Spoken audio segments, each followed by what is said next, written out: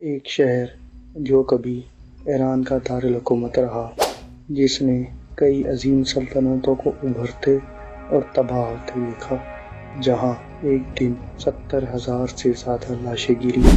ایک شہر جس نے سائرس اعظم جیسا عظیم بادشاہ اور امیر تیمور جیسے فاتح کو دیکھا، جس کی دیواروں نے ورلڈ وار کا دور بھی دیکھا، لیکن اتنی تباہیوں، جنگوں اور وقت کے ظلم کے باوجود یہ شہر آج بھی اپنی پوری شان کے ساتھ قائم ہے۔ جی ہاں، میں بات کر رہا ہوں اصفہان کی۔ آج کی اس ویڈیو میں ہم جانیں گے اصفہان کی تاریخ، اس شہر کے مشہور لوگ، لاجواب جگہیں، مشہور کھانے اور اصفہان کے نام کے پیچھے کی چھپی ہوئی کہانی۔ تو چلیے شروع کرتے ہیں اصفہان کی داستان۔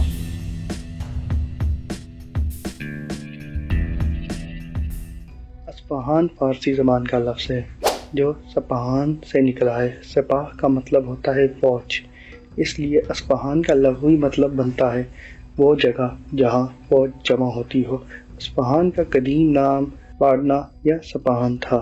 یہ شہر ایران کے مرکزی علاقے میں واقع ہونے کی وجہ سے ہمیشہ سے فوج کا اہم مرکز رہا۔ سائرس اعظم کے دور میں اصفہان دارالحکومت تو نہیں تھا، لیکن یہ ایک نہایت اہم شہر تھا۔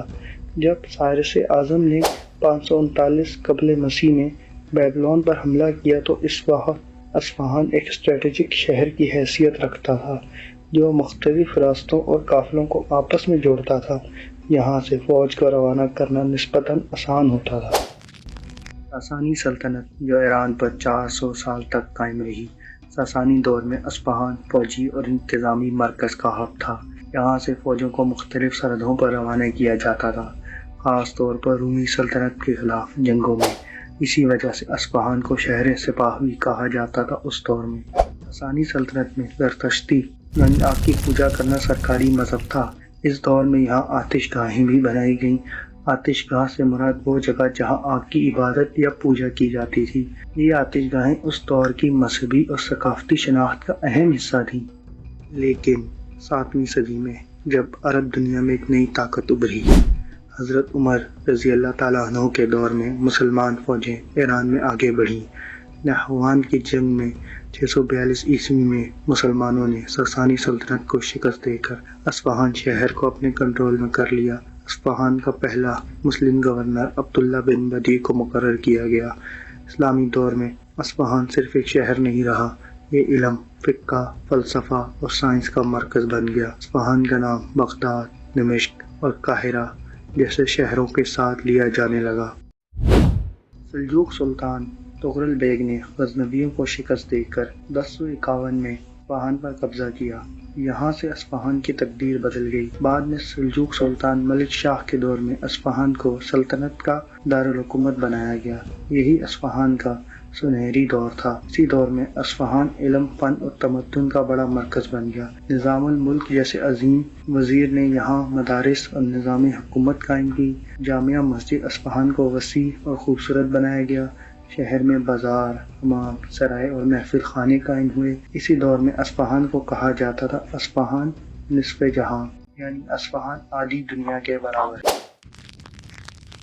1387 عیسوی میں جب امیر تیمور نے فارس پر حملہ کیا تو اصفہان نے ابتدا میں اس کے سامنے سر خم تسلیم کیا۔ شہر کے لوگوں نے خراج دینا قبول کیا۔ بغیر لڑائی کے اصفہان تیمور کے قبضے میں چلا گیا، لیکن کچھ عرصے بعد اصفہان کے رہنے والوں نے تیمور کے سپاہیوں کے خلاف بغاوت کر دی۔ روایت کے مطابق کئی تیموری فوجی قتل کر دیے گئے۔ یہ بات امیر تیمور کے لیے ناقابل برداشت تھی۔ اصفہان کا قتل عام۔ بغاوت کا بدلہ لینے کے لیے امیر تیمور نے اصفہان میں ایک سخت اور خوفناک قتل عام کا حکم دیا۔ تاریخی روایات کے مطابق 70,000 سے زیادہ افراد قتل کیے گئے۔ شہر کے مختلف مقامات پر انسانی سروں کے مینار بنائے گئے۔ اصفہان کی گلیاں لاشوں سے بھر گئیں۔ یہ واقعہ اصفہان کی تاریخ کا سب سے دردناک اور سیاہ دن مانا جاتا ہے۔ صفوی دور میں اصفہان نے دوبارہ اپنی کھوئی ہوئی شان حاصل کی۔ یہ وہ دور تھا جب اصفہان صرف ایران کا ایک شہر نہیں رہا، بلکہ دنیا کے عظیم ترین شہروں میں شمار ہونے لگا۔ اصفہان کا اصلی سنہری دور 1598 سے شروع ہوتا ہے، جب صفوی حکمران شاہ عباس اول نے اصفہان کو اپنا دارالحکومت بنا لیا۔ یہ فیصلہ شہر کی تقدیر بدلنے والا تھا۔ شاہ عباس نے سلک روڈ کی تجارت کے رستوں کو مضبوط کیا، جس سے ایران کی تجارت بڑھ گئی اور اصفہان تجارت کا مرکز بن گیا۔ شہر کی معیشت کو مضبوط کرنے کے لیے ترک، آرمینی اور فارسی کاریگر یہاں لائے گئے، جنہوں نے اپنے ہنر سے اصفہان کو نیا رنگ دیا۔ شاہ عباس نے اصفہان کے شہری نقشے کو بھی بدل دیا۔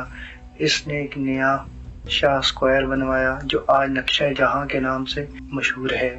اس کے ساتھ ایک وسیع اور خوبصورت چارباغ بھی بنایا گیا۔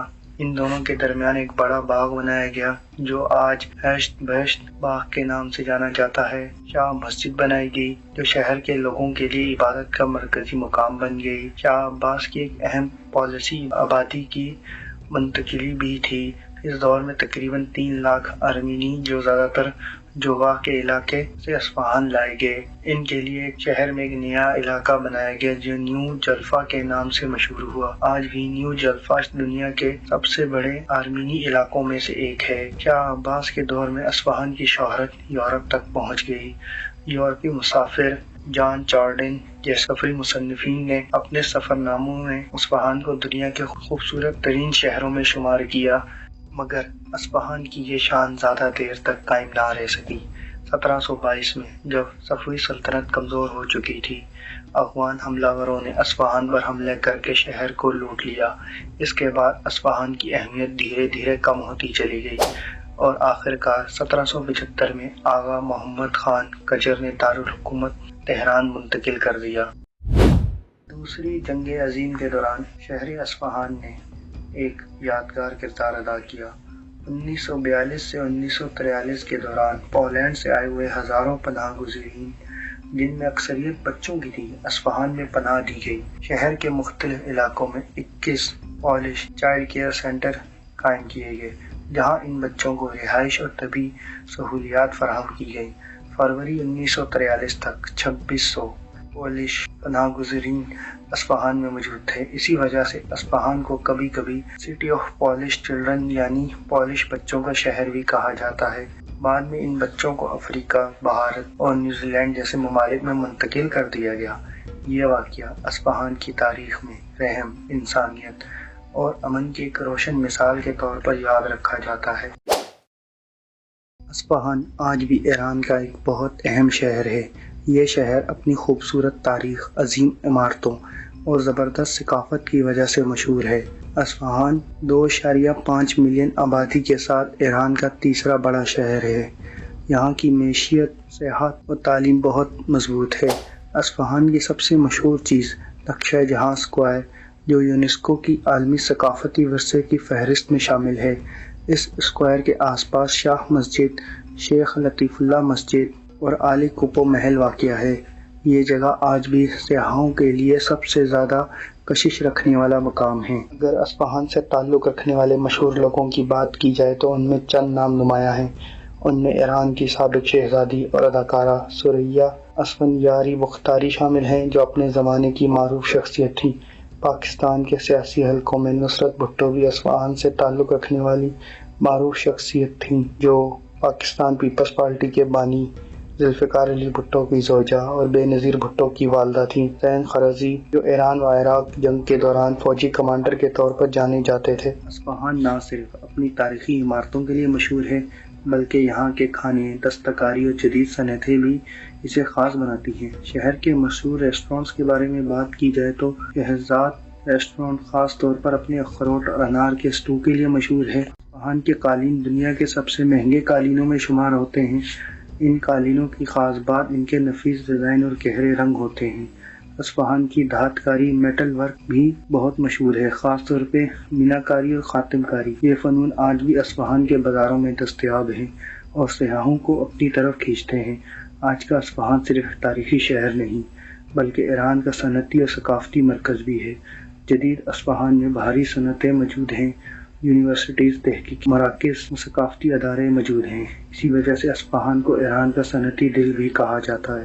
زیانود ریور اصفہان کی زندگی کا سب سے بڑا ذریعہ زیانود ریور ہے۔ یہ نہ صرف شہر کو پانی فراہم کرتی ہے بلکہ اصفہان کی ثقافت اور طرز زندگی کا بھی مرکزی حصہ ہے۔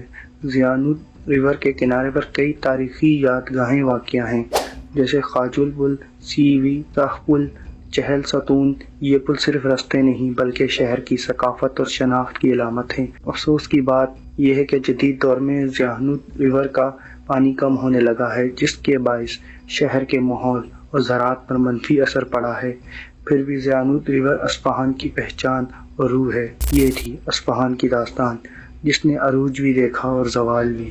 اگر آپ کو اصفہان کی داستان پسند آئی ہو تو ویڈیو کو لائک کریں۔ مزید ایسی ویڈیوز کے لیے ہمارے چینل کو سبسکرائب کریں، کیونکہ ہر شہر کی ایک داستان ہوتی ہے۔